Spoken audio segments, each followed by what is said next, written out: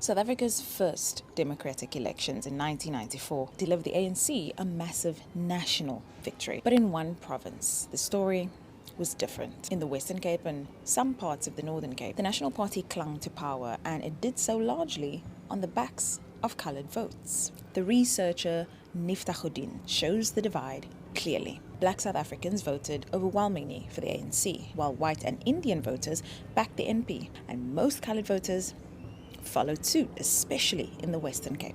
Now, why is this? Well, there's multiple reasons, but the first one is the NP successfully rebranded itself as new. F.W. de Klerk was seen by many coloured voters as a man of integrity, the very man himself who released Mandela. And opinion surveys in the Western Cape at the time showed that F.W. de Klerk was more popular than Nelson Mandela himself in the Western Cape. Secondly, the NP's campaign tapped into fear.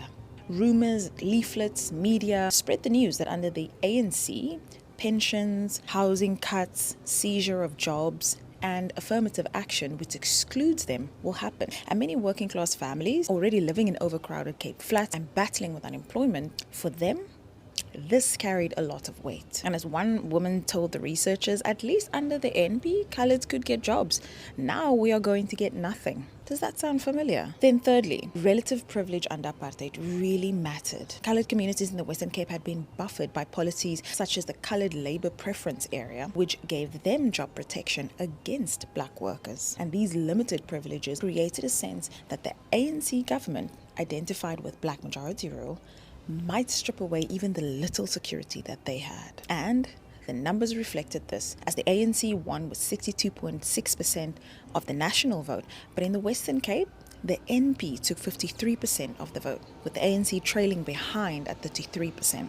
And in working class coloured areas such as Johannesburg, even there the results were split down the middle, showing how these votes, the coloured vote, was highly contested. Nifta Godin concludes in his research that the ANC's campaign itself was partly to blame. He says it was over-accommodating towards the NP, and it failed to aggressively remind the coloured voters of the brutality of apartheid, and that it also underestimated the pull of de Klerk's new image of a new party. So that leaves us with one question today.